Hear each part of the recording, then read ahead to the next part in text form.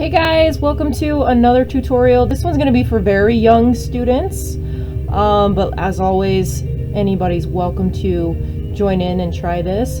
This is just after inspiration from reading a book called The Very Hungry Caterpillar, and I don't know if you're familiar with that story, but it has to do with a caterpillar that wakes up from its egg and it starts getting really hungry and it eats all sorts of things that's not good for it, and then it finds a leaf and starts eating a whole bunch of leaves, and then it turns into a butterfly.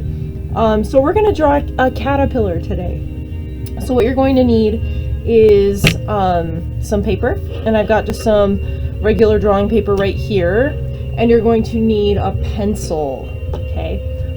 Like many of the other tutorials, we're going to be folding the paper for guidelines. First thing you're going to do is you're going to take your paper and put it in portrait. Take the bottom edge, fold it up to the top edge. So you got that fold in the middle. And then you're going to do the same thing, turn it around just in a smaller scale. And you're going to fold this edge to the top edge. So you've got kind of like a division of 4 pieces when you open it back up.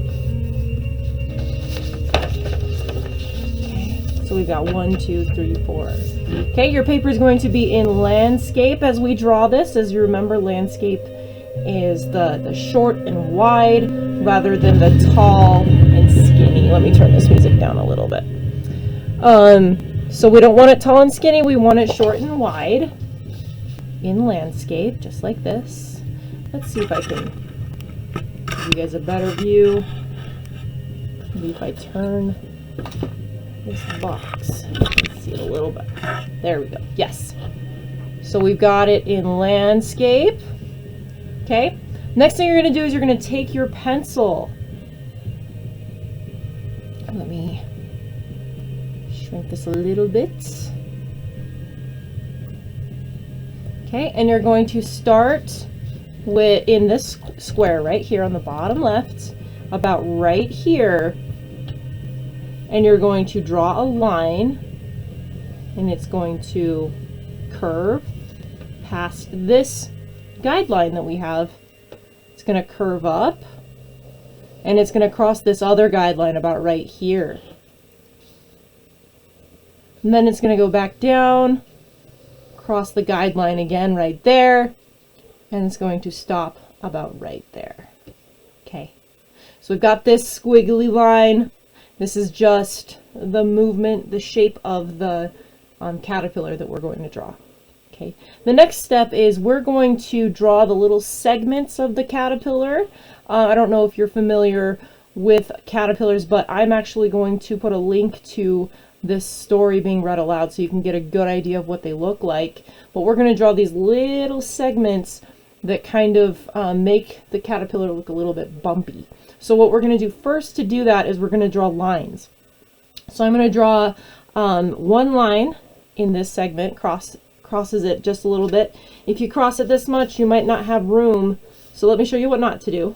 Okay, if I cross it this much, I might not have room for all of my little segments. So don't do that. Let me erase it a little bit. Okay, and I'm going to draw one there. I'm going to draw one where it crosses over right here. I'm going to draw one in the middle, about right here. I'm going to draw another one about pretty close to that guideline, about right there.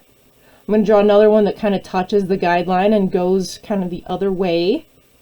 I'm going to draw another one about right here. And if you think about it, we want these to be about the same size throughout. So if you make one bigger than the other, that's okay. But keep in mind that we want that to be kind of the idea. I'm going to draw another one on the guideline because that looks like it's about the same size. I'm going to draw one about right here and then one right here. And I think, yeah, this is where the head is going to go right here. So we'll draw that in a little while. Okay, once you have these, let's count them. How many? 1, 2, 3, 4, 5, 6, 7, 8, 9 lines. I'm going to go ahead and start drawing the bumps that make it look like those segments. So I'm going to draw one right here, and this one's going to kind of just go out from here because this is like the tail. Okay, so you're always going to start where one line is and you're going to draw like a frowny line to it. So there's a frowny line. Now this line to this line, there's going to be another frowny line. And then same throughout all of them. Frowny line, frowny line, frowny line, like so. Okay? And then on the bottom, you're going to draw the opposite of a frowny line. What is the opposite of a frowny line? A smiley line, right? So what I'm going to do is I'm going to draw a smiley line from here, from the bottom of my line to the end for the tail. And then I'm going to draw smiley lines to the other ones.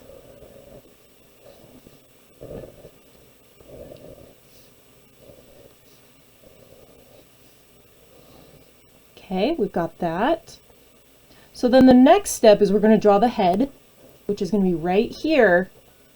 I'm going to draw just almost like a whole circle, but it's going to be kind of cut off at this line. And it's going to go all the way down, and there's my head. Okay, and then the next step is we're going to be drawing like a design on these. Actually, let's work on the head first. What will we draw on the head? We're going to draw some eyes. So at the top, I'm going to draw a couple eyes. Okay, you could draw the little pupils in the eyes. If you want to make it super cute, you could also draw a little highlight. Make it a really cute one. You could do a smiley face. And then some antennae.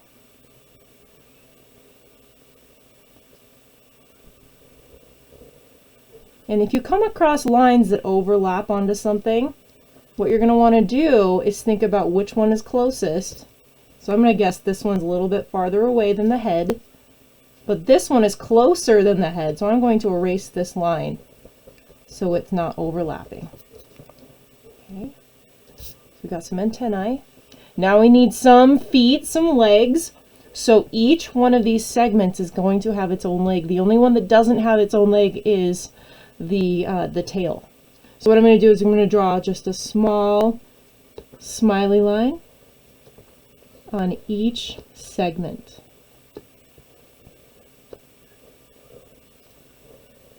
It's going to be in the middle. Can you see that? Okay. And then the last thing we're going to do is we're going to draw a design on these segments, like I said earlier. What we don't need, well, unless you want it, you can have the line. Actually, I'm going to keep the line. Why not? That's going to be part of my design. And like I always say in art, you can design your creature any way you want. So if you want to do it with just lines, you can do it with just lines. If you want to put hearts and stars on it, that's up to you. I'm going to go ahead and just put polka dots on mine. There's all sorts of caterpillars in the world. And who knows, maybe the one that you kind of just make up is one that actually exists. It's very possible.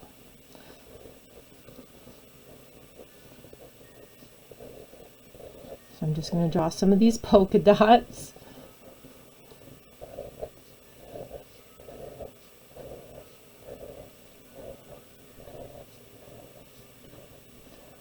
Okay. And that's what I'm going to call it as done. So the next step is you're going to color it. One thing that I would suggest is if you have a pen or a black marker at home, that you go over your lines and make them darker. And then you can color this any way you want.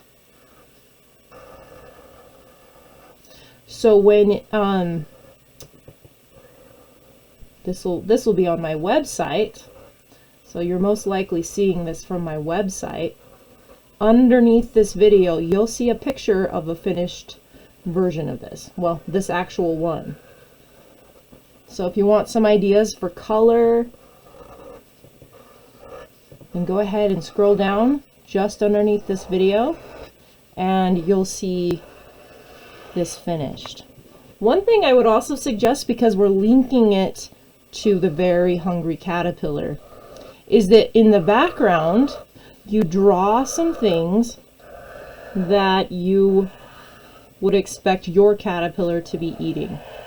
Now, it doesn't have to be leaves like you see in the story. It could be anything you want. You could draw pizza, you could draw cake, anything you want.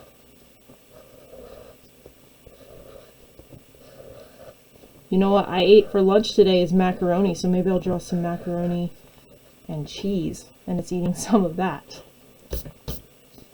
So maybe I'll draw some macaronis.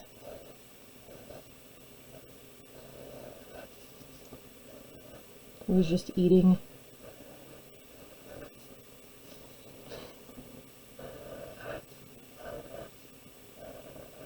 Whoops. That's a weird looking macaroni. Maybe I'll draw 2 macaronis.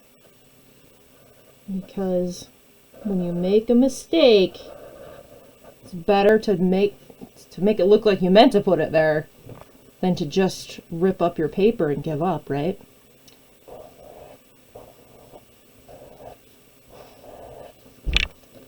So he's been eating, he or she, maybe it's a girl.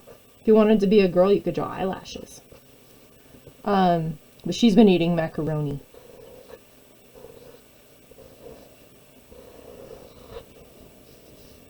Okay, well, I'll finish bolding this out and then I will let you guys get to it. Start coloring yours, designing it. And you don't have to draw just one type of food. You could draw all sorts of different types of food. Because that's what the very hungry caterpillar did, huh? He just ate all sorts of things. Maybe he shouldn't have, huh? Or, well, in this case, it's a her, it's a she.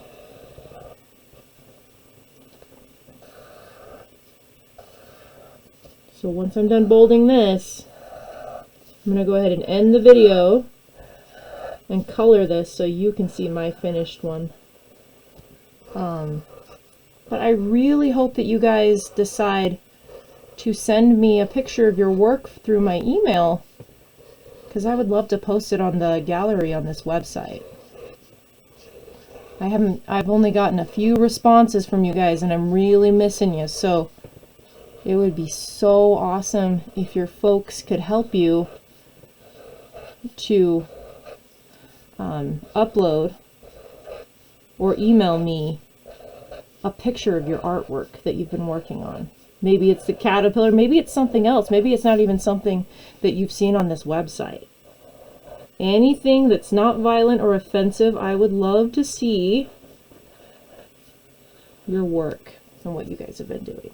So I hope you enjoyed this little lesson on how to draw a caterpillar, and I hope you guys have so much fun doing it, and I'm looking so forward to seeing what you guys come up with. Thanks, you guys. Bye.